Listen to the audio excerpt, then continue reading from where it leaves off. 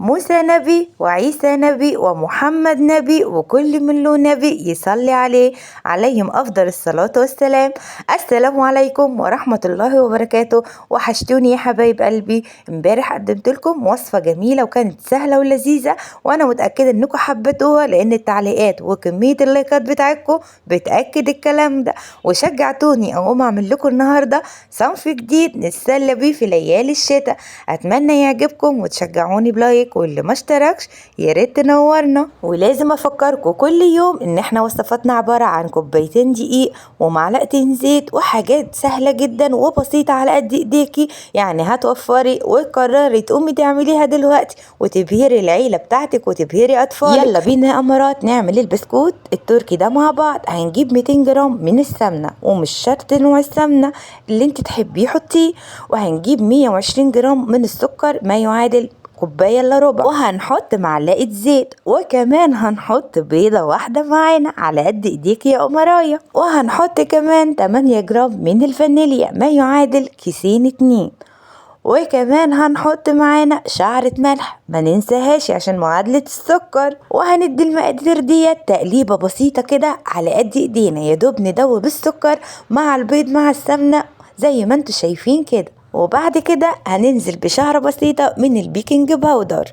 عشان البسكوت ينفش معانا، وبعد كده نبتدي ننزل بالدقيق بتاعنا، والدقيق اللي انت تحبيه، مش هقولك المرة دي متعدد الاستخدامات، زي ما تحبي حطي. وكمية الدقيق يا قمرايا عبارة عن 350 او 400 جرام، يعني 4 كوبايات ما يعادل 4 كوبايات. انا هنا عاملة العجينة بتاعتي بالميزان، فوزنتها عبارة عن 370 جرام، يعني انا قلتلك من 350 ل 400 جرام. اعملي بس ال4 كوبايات وان شاء الله هتطلع معاكي جميلة، انا مجرباها قبل كده. وهقطع قطعة صغيرة من العجينة، وبقية العجينة هديها بقى 15 جرام من الكاكاو ما يعادل 3 معالق كاكاو. وبالله عليك يا قمرايا لو وصلتي معايا لغاية هنا اشتركي ونوريني، واوعي تنسيني في اللايك. يلا بينا نكمل.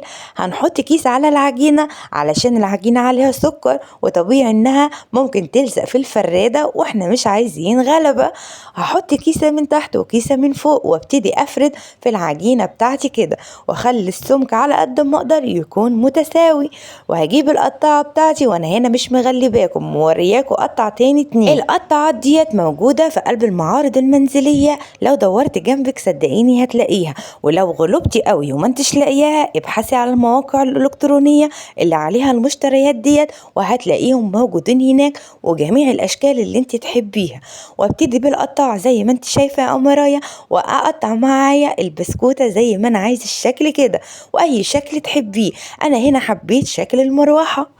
الله على جماله وحلاوته، انت شايفه الشكل عامل ازاي؟ تحفه بجد، وعلى الحقيقه احلى بكتير.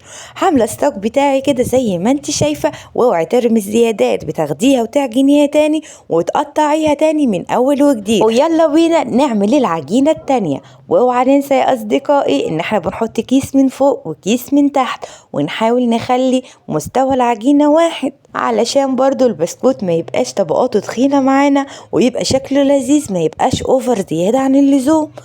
الله على الجمال والله على الحلاوة. شايفين المنظر الروعة؟ بالله عليكم لو جربتوه قولوا لي رأيكم في الكومنتات وادعوا لي.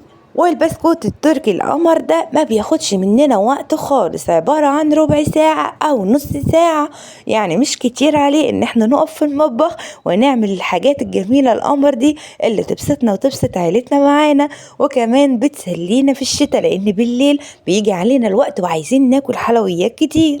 بندخله الفرن بقى على درجة حرارة متوسطة، ده اللي عنده فرن عادي، واللي عنده ميكروويف بيبقى درجة حرارة 180، وهيقعد من 20 ل 25 دقيقة بالظبط. وبرضه ناخد بالنا وكل شوية نبص عليه لان حرق مننا، كل شوية نبص على قعره ونبص على وشه ايه الاخبار، وانتي برضه وعينيكي. وندخل بقى على مرحلة التزيين. انا هنا بزين البني بشوكولاتة من البيضة، بنجيبها نسيحها على بخار من المية، وبعد كده نملاها القمع زي ما انتوا شايفين كده يا قمرات، ونبتدي نزين البسكوت بتاعنا على شكل المروحة.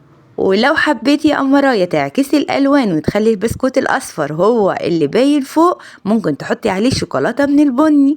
وبعد كده بنجيب طبقات البسكوت ونلزقها ببعضها، لو حابة تلزقيها بمربى مفيش مشكلة، ولو عايزة تلزقيها بكريمة برضو مفيش مشكلة. أنا هنا بلزق الطبقات بتاعتي بالشوكولاتة البيضة، بتمسكها وبتخليها جميلة، وانا مش مكتره الكميه، ولو عايزه تكتري الكميه برضو مفيش مشكله، هيطلع معاكي لذيذ جدا وانتي هتحبيه واطفالك كمان هيحبوه.